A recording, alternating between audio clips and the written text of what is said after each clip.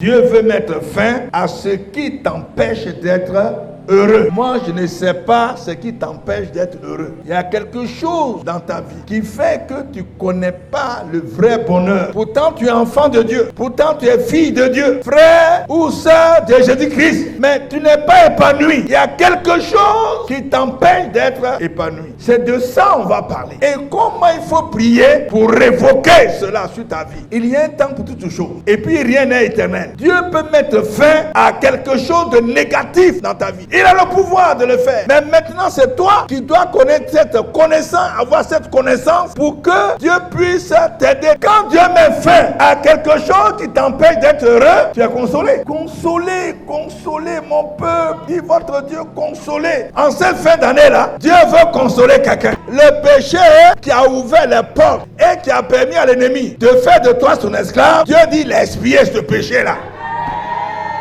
Donc, l'ennemi n'a plus de droit légal, mais il n'aura plus rien sur lequel s'appuyer pour t'accuser. Dieu a effacé ça. En ce dernier trimestre de l'année, nous sommes entrés dans une nouvelle saison, dans une nouvelle période. C'est la période des bilans. Et Dieu veut faire aussi le bilan de ta vie avec lui. Et ce qui n'est pas bon, il va enlever. Et tout ça, ça dépend de toi. C'est une saison où quelque chose doit prendre fin dans ta vie. Quelque chose qui t'empêche d'être heureux, d'être heureuse. Quelque chose qui t'empêche de connaître le bonheur. Quelque chose qui est un obstacle à ta bénédiction. Quand Dieu veut te bénir, l'obstacle se présente. Et puis, la bénédiction s'en va. Il y a quelque chose. Le diable et ses agents, ils savent comment faire pour que la bénédiction de Dieu ne te parvienne pas. Ou bien, quelque chose qui fait en sorte que l'accomplissement de tes désirs n'arrive pas. Tes projets ne sont pas réalisés. Et tu ne connais pas le vrai bonheur. Quoique chrétien, même si on te demande, ma soeur, comment ça va? Tu dis, tout va bien. Oh, toi-même, tu sais que tout va pas bien. Il y a des gens, mais je ne sais pas. Souvent, mais ils sont souffrants. Tu leur demandes comment ça va. Ils disent ça va. C'est la foi ou bien c'est quoi? Comment on peut appeler ça? C'est pas la bêtise, hein? C'est la foi. Maintenant, je te délivre aujourd'hui des chaînes que tu as aux mains. Aujourd'hui, ça c'est le chef de l'armée de Nebuchadnezzar. Il a pris Jérémie. Vous savez que Jérémie a force de prophétiser contre tout ce que le roi faisait, Sédécias, en ce temps-là. Il lui prophétisait que quelque chose va t'arriver. Prenez-le, mettez-le en prison, enchaînez-le, on le met dans un puits, après on l'enlève. Yako, Jérémie. Et finalement, ce qui devait arriver, arriva. Ce que Jérémie a prophétisé est arrivé. Le roi Sédécias a été saisi. On a tué ses enfants devant lui, on a crevé ses yeux. On l'a amené à Babylone. Maintenant, le chef de l'armée, son nom est tellement compliqué que je ne vais pas essayer de lire ça. Débouranda, quelque chose comme ça. Il a vu, il dit, c'est Jérémie, celui qui prophétisait, puis les gens ne croyaient pas. C'est toi prophète. Ce que tu as prophétisé a accompli. Mais ce que tu as prophétisé est accompli, mais toi-même tu es lié. Je vais vous faire une révélation là. Autant que nous sommes, souvent vous savez, vous allez aider les gens. Les gens sont délivrés, vous-même vous êtes liés. Vous priez pour les gens sont guéris. Les gens, même leur situation est décantée. Mais toi-même ta situation là, c'est encore bloqué.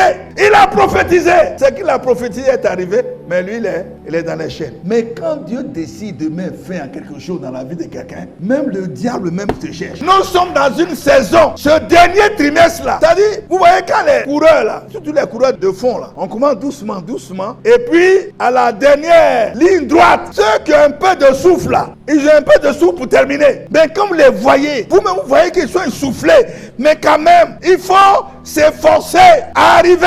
C'est ça que Dieu veut t'apprendre en ce dernier trimestre.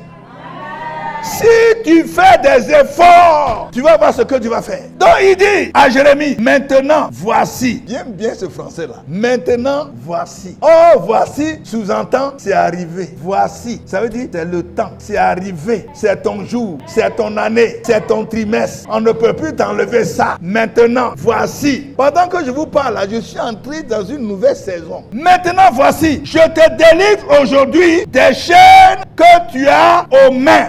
Et puis, il a coupé, il a enlevé les chaînes. Il a cassé. Écoutez la suite. Il dit, si tu veux venir avec moi à Babylone, viens, j'aurai soin de toi. Parce que tu es quelqu'un de bien. Est-ce que toi aussi tu es quelqu'un de bien? Tu as Jésus qui est en toi. Donc tu es quelqu'un de bien. Je prendrai soin de toi. Il lui fait encore une autre proposition. C'est ça qui m'intéresse. Si cela te déplaît de venir avec moi à Babylone, ne viens pas. Mais regarde, regarde, quelqu'un me dit regarde, regarde. Tout le pays est devant toi. Oh, ça c'est la vie de quelqu'un qui est libre. Tu n'as plus de chaîne, tu n'as plus de contraintes. Il n'y a pas quelqu'un qui peut t'arrêter, c'est fini. Il dit le pays est devant toi. Va où il te semblera bon et convenable d'aller. Tu es libre maintenant pour aller partout, pour te concrétiser, pour te réaliser. Pour réaliser tes objectifs, il n'y a plus d'obstacle, c'est terminé. Ton temps d'épreuve a été calculé par Dieu. Il t'a noté. Il voit que tu as bien suivi. Il dit ton bilan est bon. Allons-y. Depuis le début de l'année jusqu'à la fin de l'année, il va faire des tests. On va faire les calculs. Qui a tenu bon? Qui a tenu bon? Qui a eu la moyenne? Les fins d'année, Dieu récompense. Ce qui te rendait triste, j'ai enlevé. Ce qui ferait de toi un prisonnier, j'ai enlevé. Ce qui ferait de toi un esclave, une esclave, j'ai enlevé. Lévitique 26, verset 13. Je suis l'Éternel, votre Dieu, qui vous a fait sortir du pays d'Égypte, qui vous a tiré de la servitude. J'ai brisé les liens de votre joug et je vous ai fait marcher la tête levée. Voici la fin de quelqu'un qui est délivré. Non seulement je vous ai fait sortir du pays d'Égypte, de la servitude, je vous ai tiré de la servitude, j'ai brisé les liens de votre joug et je vous ai fait marcher la tête levée. C'est-à-dire, je vous ai glorifié. Toi qui étais méprisé, qui marchait la tête basse dans l'humiliation, maintenant tu marches la tête levée. Toi aussi, on peut te considérer maintenant. Toi aussi, quelqu'un peut t'appeler maintenant. Toi aussi, tu peux avoir la première place. Tu marches la tête levée. Dieu a mis fin à ta honte. Il a mis fin au mépris dans ta vie. Parce qu'il a enlevé quelque chose. Si les gens te méprisent, c'est qu'il y a quelque chose. Il y a un esprit de mépris là. Maintenant, qu'est-ce qui peut représenter un obstacle dans ta vie? Ça peut être une malédiction de famille. Ça peut être la sorcellerie de la famille. Une malédiction de famille, soit la sorcellerie. Et cette malédiction peut apporter dans ta vie la servitude, les échecs, même la poisse, la pauvreté. Vous savez que cet enseignement sur la restauration des fondements, je viens d'enseigner ça, mais c'était la consternation après l'enseignement. C'était la consternation. Les gens qui sont venus d'autres nations, c'est la première fois que certains écoutent ça. Les gens se sont rendus compte que, or donc, moi qui me dis, chrétien, or donc, il y a quelque chose qui m'empêche d'être heureux. La restauration des fondements, c'est quelque chose de primordial, surtout pour des Africains que nous sommes. Tu peux être un bon chrétien, mais quelque chose peut t'empêcher d'entrer dans tes bénédictions. Quelque chose peut t'empêcher d'être heureux, d'être heureuse, de connaître le bonheur. Pourtant, tu es chrétien, tu es enfant de Dieu. Peut-être même que tu ne vis plus dans le péché, mais rien ne va. Par exemple, un petit salaire, tu peux rien faire avec ça. Ça peut te rendre triste. Pendant que les autres parlent de 400 000, 500 000 par mois, toi tu as 50 000. Quelqu'un va dire, toi-même tu as 50 000, moi-même je n'ai pas ça. Ça peut t'attrister. Le chômage, par exemple. Plusieurs personnes, plusieurs de ceux qui ont fini leurs études, plusieurs sont dans le chômage. Ils sont obligés de faire cabine, taxi, yango, tout ça. C'est vrai que c'est du travail. On appelle ça sous-emploi. Par rapport à son diplôme, c'est un sous-emploi. Ce qui peut attrister aussi, ça peut être un manque de mariage. Il y a longtemps, tu n'es pas marié. Oh, tu veux te marier, ça ne vient pas. Célibat, comme vous voulez entendre. Tu veux faire enfant ne vient pas. Après le mariage, on appelle ça stérilité. Ça peut être une maladie incurable ou un envoûtement. On va même plus loin. Ça peut être une prison même spirituelle. Les gens t'ont mis dans une prison spirituelle. Tu tournes en rond. Tu es limité. Mais quelqu'un qui ne peut pas aller plus loin que les limites qu'on lui a données, il est en prison. Tu es limité. Et tout ça fait que tu ne peux pas être heureux. Pendant que nous sommes dans ce dernier trimestre pour faire le bilan, tu dois pouvoir faire ces genres de prières, briser les prisons sataniques, briser les chaînes, sortir des prisons spirituelles, libérer, être libéré comme Jérémie, on a libéré. On dit voilà, le pays est devant toi, va où tu veux, va te réaliser. Parce que maintenant, tout ce que tu touches sera béni. Quand quelqu'un est délivré, ça se voit. J'ai rencontré des sœurs, ils disent, bon, vraiment, ça ne va pas dans ma vie. Je dis, est-ce que vous avez fait ça? On a fait ta délivrance, on a fait ceci, restauration de fondement, ceci. Je dis, non, les gens ont prié pour moi. On a fait ma délivrance. J'ai dit, on n'a pas fait ta délivrance, on a prié pour toi. C'est différent. Quand quelqu'un est délivré, on voit le fruit de la délivrance. Sa situation change. Mais quand on a fait ma délivrance, même 3 fois, 4 fois, et puis on ne voit pas de changement, ce n'est pas une délivrance. Les gens ont prié pour toi. Il y a prière et puis délivrance. Ce n'est pas la même chose. La sorcellerie, ça peut créer beaucoup de choses dans la famille. Jean 10:10. Le voleur ne vient que pour dérober, égorger et détruire. C'est le prototype même du sorcier méchant. Caractère du diable, destructeur. La sorcellerie de la famille fait des dégâts. Les sorciers font des dégâts dans la famille. Bloquent la vie des jeunes gens. Leur diplôme. Il dit, allez-y. Faites des diplômes, mais vous n'allez pas vous servir de ces diplômes. Ce n'est pas possible. Il y a une soeur qui m'a dit, ce soir-là, à la journée, à notre séminaire, il y a un oncle qui est là. Il a tapé sa poitrine comme ça. Boum, boum, boum, boum, boum, boum, boum. Tant que je vis, toi, tu ne seras rien. Moi, tu me dis ça, c'est que tu ne vas pas vivre. Tant que je suis vivant, tu ne seras rien. Ah, mais donc, je sais d'où vient ma souffrance. Je sais qui est mon ennemi. Tu t'es dévoilé. Donc, je me mets dans le combat. Il y a des frères et sœurs, quand les sorciers leur parlent ainsi, et puis ils disent, toi, tu es vaincu, tu es vaincu. Ça là, ça c'est sorcellerie là. Mais nous sommes en Christ là. Tu es vaincu. C'est fini, c'est toute la prière. C'est fini. Dieu est en train de dire de lui, Dieu a poussé ce sorcier à parler. Et puis, tu peux me faire quoi? L'enchantement, la divination, l'occultisme ne peut rien contre moi. Hein? Ils vont citer les versets bibliques. Et puis, c'est fini. Oh, Dieu te dit, entre dans une guerre spirituelle. Parce que celui qui est là, c'est un homme fort. Ce n'est pas tes petites proclamations qui peuvent l'égratigner. Même pas ça. C'est un homme fort qui est là. Il a bloqué ta vie. Comme un lion rugissant et un ours affamé. Ainsi est le méchant qui domine sur un peuple pauvre. Ici, comprenez la pauvreté comme des gens qui sont démunis de force, de puissance. Ah, il est plus puissant qu'eux. Vous ne dites pas, hé, pauvre de moi, hé, la pauvre sœur, la pauvre, voilà. Ça veut dire, on ne veut pas parler de pauvreté sur le plan financier, mais sa condition sans force. Le dominateur est sur lui, le dominateur est sur elle. Donc, dans les familles, il y a des sorciers qui dominent. Ils sont assis sur les bénédictions des enfants, sur les bénédictions de plusieurs chrétiens qui ne sont pas entrés dans le combat spirituel et se contentent de leur petite vie chrétienne et puis c'est fini. Si tu es à ce niveau-là, tu ne peux jamais connaître le bonheur. L'homme fort va tout bloquer. Il va dominer sur vous. Or, c'est nous qui devons dominer sur ces sorciers-là, ces hommes forts. À notre approche, ils doivent fuir. Si Dieu t'a révélé, voici ce qui bloque ta vie. Qu'est-ce que tu fais? Tu te lèves à ta résolution, répondra le succès. Ça, c'est pas Dieu qui va le faire pour toi. Dieu, lui, t'a révélé. Il t'a donné Jésus. Il t'a donné sa parole. Il a donné le nom de Jésus qui est tout puissant. C'est à toi d'utiliser ces armes-là pour mener le combat qu'il faut pour ta délivrance. Et c'est ça que Dieu veut pour toi dans ta vie. Tu as besoin d'être délivré de quelque chose pour que ton bonheur soit total. Je connais un frère, quand il est convaincu, tout ce qu'il connaît là, notre Père qui est aux cieux, que ton nom soit sanctifié, que ton règne vienne, que ta volonté soit faite sur la terre comme au ciel. Bon, maintenant il est instruit. Au début, il dit, mon frère, Dieu utilisait ça aussi pour me sauver, cette récitation. Parce qu'il sait que je ne connaissais rien. Mais il va arriver un moment, parce que tu es bébé, il va arriver un moment où, si tu continues jusqu'à 5 ans, 10 ans, tu vas voir ce qui va t'arriver. Un enfant qui naît, il grandit.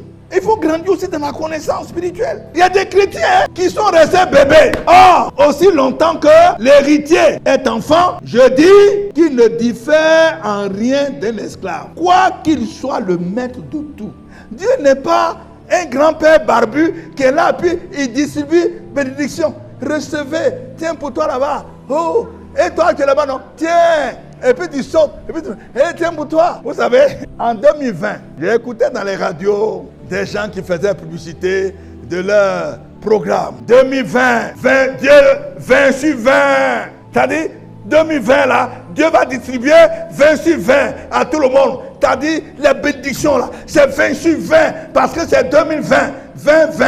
Moi, je suis passé là-bas. J'ai dit que Dieu ne va pas donner 20 sur 20 à tout le monde. Dans une classe, tout le monde n'a pas 20 sur 20. Dieu ne va pas distribuer. Tant que tu dors, moi, je suis venu de corriger ça. Tant que tu dors, tant que tu ne te lèves pas dans le combat pour attaquer ce qui a bloqué ta vie, pour attaquer, pour briser ce qui t'empêche d'être heureux, tu vas dormir là jusqu'à tu es dans la tombe. Si tu vis bien ta vie chrétienne, tu vas au ciel. Mais ta vie serait comme la vie du pauvre Lazare, qui a souffert, qui a vécu la misère, mais qui est mort et qui est allé au ciel. Pourquoi? Parce qu'il craignait Dieu. Moi, je pose des questions à Dieu. Dans mon ministère, je dis, Seigneur, s'il est allé au ciel, c'est qu'il craignait Dieu.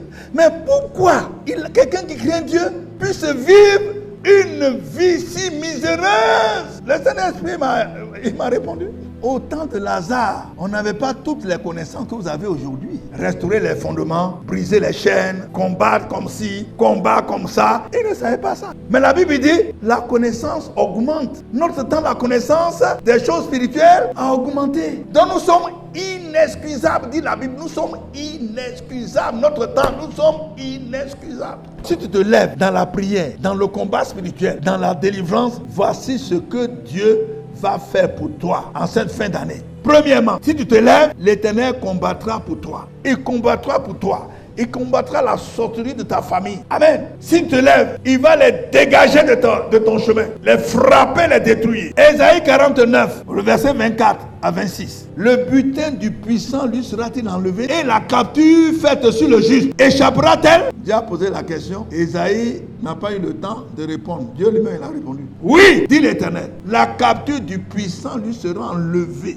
et le butin du tyran lui échappera. Je combattrai tes ennemis et je sauverai tes fils. Je ferai manger à tes oppresseurs leur propre chair et ils s'enivreront de leur propre sang. Et toute chair saura que je suis l'Éternel, ton sauveur, ton rédempteur, le puissant de Jacob. Voici ce que Dieu gagne dans ce combat. La gloire. Que les gens disent que mon enfant là, il est un Dieu tout puissant. Mais toi, tu ne mènes pas ce combat pour glorifier le nom de ton Dieu. Mais la Bible nous dit ici, celui qui se lève dans le combat, la capture. Quelqu'un qui a été capturé comme un prisonnier. Dieu dit ici, tu te lèves dans la prière, tu peux être libéré. La capture du puissant lui sera enlevée. Si tu as été capturé comme une prisonnière, comme un prisonnier, comme un esclave dans le monde spirituel, la Bible dit, et c'est Dieu qui le dit, il dit la capture du puissant lui sera enlevée. Deuxièmement, le butin du tyran lui échappera. Tout ce que il t'a volé, pendant qu'il t'a mis dans une prison, pendant qu'il t'a mis quelque part, tout ce qu'il t'a volé, comme un butin de guerre, parce qu'il t'a vaincu là, un butin de guerre. Dieu dit, le butin lui échappera. C'est-à-dire, il va te restituer. Dans ce combat-là, il va te restituer ce qu'il t'a volé pendant des années. C'est comme ça qu'une sœur qui a mené ce genre de combat jusqu'à arriver au combat de restitution de tout ce qui lui a été volé. Un jour, dans ce songe, elle voit un gros camion, peut-être que c'est 40 tonnes, venir garer devant sa maison. Et le chauffeur et l'apprenti sont allés taper à sa porte et puis elle est sortie. Gentiment l'ont salué, puis dit, madame, voici vos affaires, voici le camion là, tout ce qu'il y a dedans c'est pour vous. Elle dit, c'est pas moi. Je ne sais pas. Ils ont insisté. Elle dit, c'est pas moi. Elle dit, bon, de toute façon, nous on nous a envoyé, on laisse le camion ici, si tu veux, il faut laisser les choses pourrir. Et puis ils sont partis. Et elle s'est réveillée. Et c'est à quelqu'un de lui expliquer, toutes ces prières que tu fais, ces prières de restitution là, voici. Dans le monde spirituel, on te restitue d'abord, avant que tu ne vois cela dans le monde physique. Si tu vois que le camion est gros, long, c'est parce que les gens t'ont volé pendant des années. Ils ont mis quelque part pendant des années. Maintenant, le temps de restitution est arrivé. Et elle était dans la joie. Elle dit, ah, c'est maintenant que je comprends. Sinon, je ne comprenais pas. Je comprends maintenant. Et la vie de cette sœur a changé. Parce qu'elle a mené le bon combat. Ce n'est pas une sœur comme les autres sœurs que je connais. Ce n'est pas vous, hein, qui se découragent tous les jours. Ouais, moi-même, je ne sais pas. Ouais, celui-ci, il a prié pour moi. Ce serviteur Dieu a prié pour moi. Les sœurs de France, là, il y a certaines pour qui j'ai prié une seule fois. Et puis elles disent, ah, l'homme qui a prié pour toi l'année passée, et puis on n'a rien vu. C'est lui qui est revenu encore. Nous, on ne va pas là-bas. Donc, pour eux, il dit non. Lui là, il est puissant. L'autre n'est pas puissant. Lui là, il est puissant. L'autre n'est pas puissant. Qui est puissant? C'est Jésus-Christ qui est puissant. Si on a prié pour toi une fois, ça n'a pas marché. Il faut continuer, persévérer. Toi-même, il faut te retirer. Il faut prendre des temps toi-même. Fais tes programmes personnels pour mener des combats. Nous, les serviteurs de Dieu, on ne fait que vous aider. Mais ce n'est pas nous qui devons mener le combat pour vous. On vous enseigne les stratégies. Voilà comment on devait prier pour être libéré. Mais quand vous quittez les églises, vous ne priez plus. Vous cherchez des prophètes. Vous avez fait que tous les pasteurs là sont devenus prophètes. C'est vous. C'est vous qui avez fait de nous des prophètes. Parce que quand on dit prophète là, tout le monde va là-bas. D'autres me disent, prophète, Dieu ne vous a rien dit pour moi. Mais lui va dire, non, Dieu a dit quelque chose. Il va m'en dire, ce sont les chrétiens qui ont rendu les serviteurs de Dieu comme ça. Parce que les chrétiens eux-mêmes ne prient pas. Vous avez vu aujourd'hui, à Côte d'Ivoire à jouer. Vous avez vu des gens venir à la veille. Ils ont joué, ils ont gagné au haut, ils sont restés à la maison. Nous autres là, on va mener le combat parce qu'on sait ce qu'on veut que Dieu nous donne. Et quand tu vas commencer à mener ces combats, les portes vont s'ouvrir. Vous savez, moi je suis curieux. Quand vous allez, par exemple, en brousse, vous allez voir une goutte d'eau qui vient de quelque part d'un ruisseau et puis qui tombe sur une pierre. Regardez où la goutte tombe là. Où la goutte tombe sur la pierre là. Ça a commencé à creuser. Petite goutte comme ça. Tu regardes bien la pierre là. Il y a un petit trou qui est en train de se creuser. Goutte d'eau. À plus forte raison, toi qui dois persévérer dans la prière. Oh, la prière sont des bombes. La prière de quelqu'un qui connaît la Bible, qui a été entraîné dans le combat spirituel, ce sont des bombes. Il y a une femme politique qui a dit elle a plus peur d'un chrétien à genoux que de la bombe atomique. Ouais, elle a compris ça. Ce trimestre-là, Dieu dit, si tu te lèves, je suis avec toi. Je vais faire mordre la poussière à tes ennemis. Ils vont manger leur propre chair. Ils vont boire leur propre sang. En cette fin d'année-là, personne ne va manger ta chair, boire ton sang. Non, mais lève-toi seulement, quelque chose va te passer. Et tout le monde saura, toute chair saura que je suis l'Éternel, ton sauveur, ton rédempteur, le puissant de Jacob. Tout le monde, voilà ce que Dieu veut. Il veut que après ce combat-là, lorsque tu seras dans la victoire, que tout le monde sache que tu es un Dieu tout-puissant. C'est ce que Dieu veut. Que tes ennemis viennent se confesser devant toi. Parce que tu as persévéré, ce n'est pas une affaire de quelques mois ou bien d'une année. Non, c'est un combat à vie jusqu'à ce que l'ennemi tombe dans son propre piège. Jusqu'à ce que. Ésaïe 1, verset 31 dit ceci. L'homme fort sera comme de l'étoupe. Ah, l'étoupe là, c'est la paille ou bien touffe de cheveux. L'homme fort sera comme de l'étoupe, virgule, et son œuvre comme une étincelle, comme allumette. Ils brûleront l'un et l'autre ensemble et il n'y aura personne pour éteindre. Écoutez bien cette énigme. Quand tu vas commencer à mener ce combat, le sorcier qu'on appelle l'homme fort de ta famille sera comme de la paille. Lui-même, comme de la paille. Maintenant, ces œuvres de sorcellerie, il fait contre toi là. Ça serait comme allumette allumée. Tu as déjà frotté. Hein? Pendant que tu le combats, l'étincelle s'approche de la paille, qui est lui-même. Et puis, quand le feu est sur lui, c'est fini. Voici des paroles, des promesses. Mais qui va se lever pour que Dieu allume tous ces sorciers qui t'ont bloqué? Ils ont dit, actuellement ils sont en train de faire le bilan, dit, l'année est presque finie. Elle n'a rien reçu. Il n'a rien reçu. Ça nous va. L'année est presque finie. La personne n'a pas prié comme il faut. Oh, ta prière, c'est comme du feu. Ça peut allumer cette paille-là. L'homme fort, il faut te lever pour faire croire que l'homme fort n'est rien devant Dieu. Si tu te lèves dans la prière, la deuxième chose qu'il va faire, Dieu va briser les différents jougs que les gens ont mis sur toi. Oh, le joug, c'est un signe de malédiction, un signe d'esclave sur ton cou et sur tes épaules. Partout où tu passes, le monde spirituel sait que ces personnes n'ont pas droit à la bénédiction. Et quand tu parles, Dieu, voici l'un de nos esclaves qui passe. Oh Dieu, me dit de te dire, en cette fin d'année, si tu te lèves, il va briser tous les jougs, tous les liens, toutes les chaînes qui te tiennent éloigné de ta bénédiction. Il dit, il va les briser. Je briserai le joug de l'ennemi sur toi. Briser le joug. Mais il suffit seulement de te lever. Vous savez, comme c'est écrit dans la Bible, il y a plusieurs chrétiens qui disent, c'est écrit dans la Bible, et puis je suis chrétien, donc c'est déjà accompli. Mais je ne sais pas qui leur donne ces gens d'enseignement. La vie chrétienne est devenue, ça c'est magie, ça ce n'est pas spirituel. Ça ne vient pas de Dieu. C'est écrit. D'autres même, ils mettent la Bible comme oreiller. C'est incroyable. Lisons Ésaïe 51, verset 14. Voici notre promesse. Bientôt. Quelqu'un peut dire bientôt. Il ne faut pas que bientôt là, pour toi, ça devienne un siècle. Le français est clair. Bientôt. Ça veut dire quoi? Pas pour longtemps. Tu comprends français, hein? En tout cas, en français seulement tu connais. Maintenant, je me demande comment tu fais tes combats. Bientôt, celui qui est courbé sous les fers sera délivré. Bientôt. C'est-à-dire, ce trimestre-là, celui qui s'est levé dans la prière, dans le combat spirituel, dans la guerre spirituelle, bientôt, il est courbé.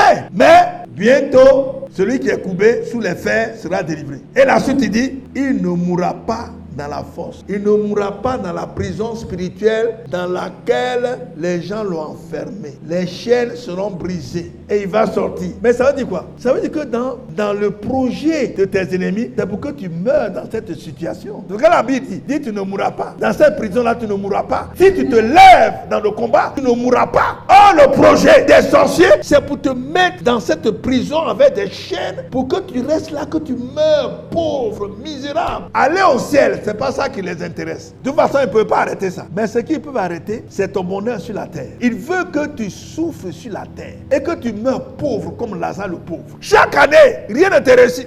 L'année est presque finie, hein? Tu n'as rien reçu. Ah, tu as reçu quelque chose cette année? Bon, d'accord. Personne ne me répond. Qui dit rien? La Bible dit, bientôt, ceux qui vont se lever dans le combat et qui sont courbés sous les fers seront délivrés. Ils ne mourront pas dans cette prison spirituelle. Ils ne vont pas mourir dans cette position dans laquelle les ennemis les ont mis. Et il termine, il dit, et son Père ne lui manquera pas. C'est-à-dire, la bénédiction que Dieu a préparée pour lui va pas manquer parce que il va sortir de cette prison, les chaînes brisées. Quand il va sortir, il va recevoir ce que Dieu a préparé pour lui.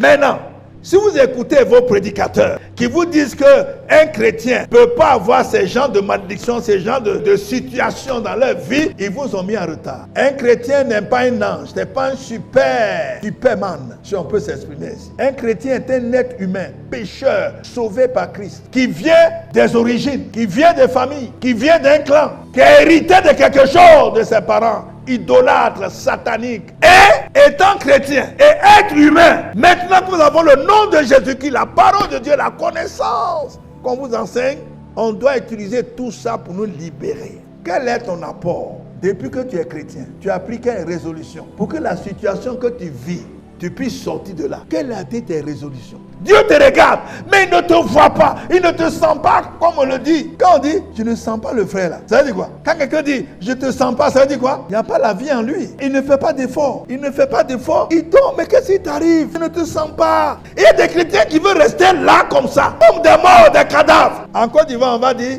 ils ont gâté le nom de Dieu. Une victoire a été acquise à la croix pour nous. Nous devons maintenant marcher dans cette victoire. Prends-nous une résolution. À tes résolutions répondra le succès. Mes amis, il y a des gens qui ont écouté ces genres de messages. Quand ils sont sortis de là, leur vie a changé. Leur manière de prier a changé. Dit non.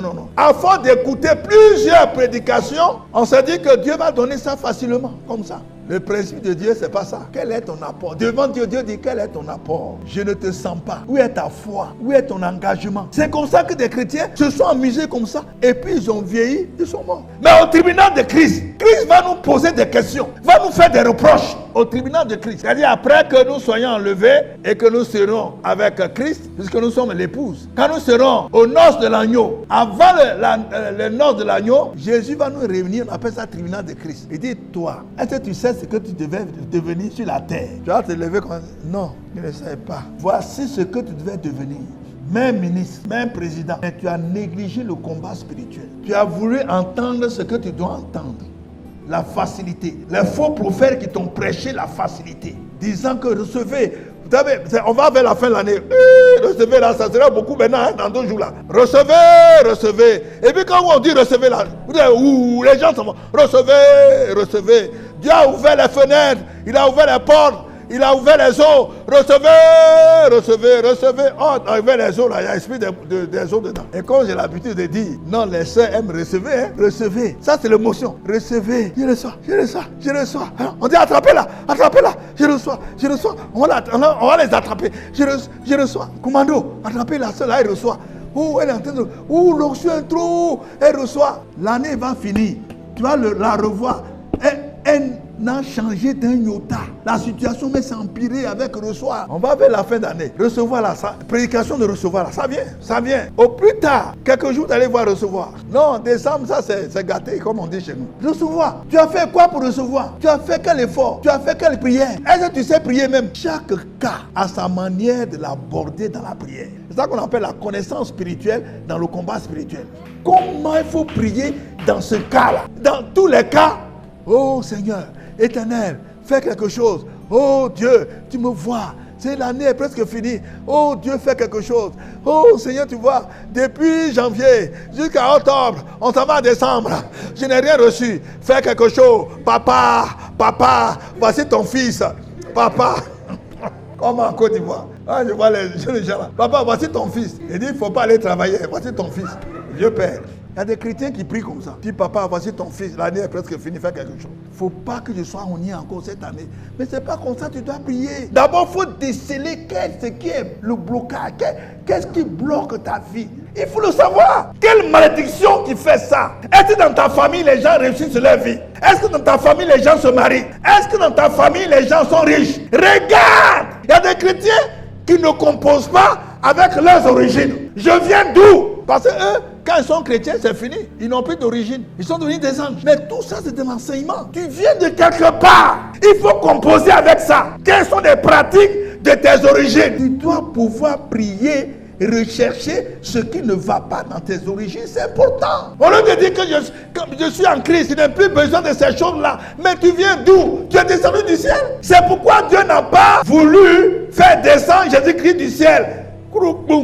Il dit, je suis Christ. Oh, il vivait déjà dans le ciel, non? Qu'est-ce qu'il a fait? Il a fait passer Christ par une femme pour qu'il soit mis au monde comme nous. Pour qu'il ait aussi une origine. Et par la grâce de Dieu, Dieu l'a fait passer par une femme d'abord qui craignait Dieu et qui était vierge. Et son père adoptif. Vous voyez pourquoi? J'ai dit ceux qui sont adoptés là, c'est important. Jésus, son père, était un père adoptif, papa adoptif. On l'appelait que c'était son vrai père, c'était son père. Ah, le père. Est-ce qu'on ne dit pas, ah, c'est le fils du charpentier là, c'est lui qui est là. Mais petit là où il a pris cette sagesse là. Est-ce qu'un charpentier peut avoir cette intelligence? Mes amis, la Bible nous apprend des choses. Peut-être qu'il y a une pratique dans ta famille qui a fait que tu ne peux pas connaître le bonheur. Tu ne peux même pas décoller. Il faut prier ça, on va prier tout à l'heure. Il y a des prières qu'on va faire venant de nos origines. On peut renverser, détruire les prisons spirituelles dans lesquelles tu as été enfermé. Par exemple, tu tournes en rond. C'est que les gens t'ont mis dans un enclos. Le pasteur Wally qui disait ça, il faisait un songe et puis il s'est retrouvé dans un enclos où on met le bétail là. Il est arrivé à un moment, quand il est arrivé ici, il a commencé à prier, Et puis, il refait notre songe, il se retrouve en dehors de l'enclos. Il regarde, il n'est plus, l'enclos est là-bas, puis lui il est dehors. Ça veut dire qu'il est délivré. Je veux lui montrer que tu n'es plus prisonnier quelque part. C'est très important. On va combattre les prisons, renverser les prisons. Quand vous lisez Ésaïe 42, verset 7, on va vers la fin pour qu'on puisse prier. Ésaïe 42, verset 7, il a dit pour ouvrir les yeux des aveugles, pour faire sortir de prison le captif et de leur cachot, ceux qui habitent dans les ténèbres. Le prophète est en train de parler spirituel, hein? Ce n'est pas de vraie prison. Il parle de prison spirituelle, les captifs. Et quand on lisait 49, verset 9 d'Ésaïe, pour dire aux captifs, sortez, et à ceux qui sont dans les ténèbres, paraissez. Donc, il y a des gens qui sont captifs. Ils doivent être délivrés. Il y en a qui sont dans les ténèbres. Ils doivent paraître à la lumière. Et quand cela se passe, ça veut dire que tu es sorti de prison spirituelle. Il y a des gens qui se sont vus enfermés dans une chambre sans fenêtre ni porte. Je connais une sœur. Elle s'est retrouvée dans une chambre, mais c'était vitré. Mais la porte est fermée, il n'y a pas de clé. Maintenant, elle crie. Les gens passent. Elle crie, sauvez-moi, sauvez-moi. Mais c'est vitré, personne n'entend. Les gens passent, mais n'entendent pas. Sauvez-moi, jusqu'à l'arrivée. Mais pire encore, il y a une sœur qui s'est retrouvée dans la tombe de son mari qui est déjà décédé. Elle s'est retrouvée dans le songe, dans la tombe de son mari qui est déjà décédé. Mais ce n'est pas ça qui est important. Ce qui est important, c'est que le corps de son mari est couché là. Autour de lui, dans la tombe, il y a toutes sortes de biens, de l'or, de l'argent, tout ça. Tout ce que ton mari sorcier l'a volé de toi, elle est partie dans la tombe avec. Dieu t'a fait entrer là-bas pour que tu vois. Donc, tu dois faire des prières de restitution. Parce que Christ, il connaît le chemin. Il est déjà entré là-bas. Il peut retourner pour t'arracher ça. Pour te faire venir cela. dans le séjour des morts, pour faire revenir. C'est de tout ça les questions, mes frères et sœurs. Et on peut prier pour révoquer la malédiction sur ta vie. Il y a une malédiction qui fait que des choses ne marchent pas bien. Peut-être qu'on t'a déjà prêché qu'on ne peut pas trouver de malédiction dans la vie d'un chrétien. Ça encore, c'est un mensonge. Et les gens vous ont mis en retard. Ces gens de prédication ont mis les chrétiens en retard. On a placé les chrétiens comme des gens qui ne viennent pas d'une origine, comme des gens qui sont tombés du ciel. Non, une malédiction peut être révoquée par le nom de Jésus-Christ, par le sang de l'agneau, par la prière. On peut révoquer une malédiction. Colossiens 2, verset 14 dit quoi? Il a effacé l'acte dont les ordonnances nous condamnaient et qui suitait contre nous. Il a détruit le clou de la croix. Et Galates 3, verset 13 à 14. Christ nous a rachetés de la malédiction de la loi. C'est en fait lui-même malédiction pour nous. Car il est écrit, maudit est quiconque est pendu au bois, afin que la bénédiction d'Abraham soit notre partage. C'est-à-dire qu'avant d'atteindre la bénédiction d'Abraham, qui est notre héritage, là, on doit mener des combats de délivrance. C'est cela la question. C'est écrit, mais ce n'est pas dit que systématiquement, comme c'est écrit, on est délivré parce qu'on est devenu chrétien. Ce n'est pas biblique, ce n'est pas théologique. La parole de Dieu, ce sont des décrets que Dieu et Jésus-Christ ont déjà placés dans la Bible pour nous. Ce sont des décrets. C'est à nous de prendre ces décrets-là et les appliquer dans nos vies. Mener le combat qu'il faut. On doit participer à notre délivrance. On doit participer à notre salut. On doit participer à notre bonheur. Nous faisons notre part et Dieu fait aussi sa part. Mais malheureusement, les chrétiens sont devenus paresseux. Ils sont devenus des gens qui aiment la facilité. Ils ne viennent plus aux veillées. Ils ne viennent plus aux réunions de prière, de combat spirituel, de jeûne et prière. Ils sont devenus des chrétiens de dimanche pour apaiser leur conscience. Et ça ne marche pas. Après avoir écouté ce message, si ce message a bousculé quelque chose dans ton esprit, ressaisis-toi, lève-toi, prends une résolution dans le combat. Tu dis non, il reste encore 3 mois, ou bien 2 mois, quelques jours. Non, je ne vais pas finir l'année comme ça. Je refuse de finir l'année sans rien recevoir de Dieu. Non, il faut que Dieu fasse quelque chose. Mais tu ne vas pas parler comme ça. Tu te mets en action. Tu te mets dans un programme. Tu peux faire un programme personnel ou venir pour qu'on puisse prier ensemble. Mais ça doit venir de toi. Et c'est quand tu vas te lever que Dieu te suit. Dieu ne se met pas devant. Tu te lèves et puis il dit, je suis avec toi. Si tu pars dans l'eau, je suis avec toi. Tu pars dans le feu, je suis avec toi. Tu pars sur les aiguillons, je suis avec toi. Ne crains rien. Parce que tu t'es levé, moi aussi je me suis levé. Et tu vas voir, avant décembre, quelque chose va passer dans ta vie. Et les gens sauront que je suis ton rédempteur. Je suis ton Dieu, ton sauveur, le puissant de Jacob. Et tu vas me glorifier dans ta vie. Ce que je vais faire dans ta vie va glorifier mon nom. Et les hommes viendront à moi parce que tu as vécu. Plusieurs personnes viendront à moi. Que Dieu vous bénisse.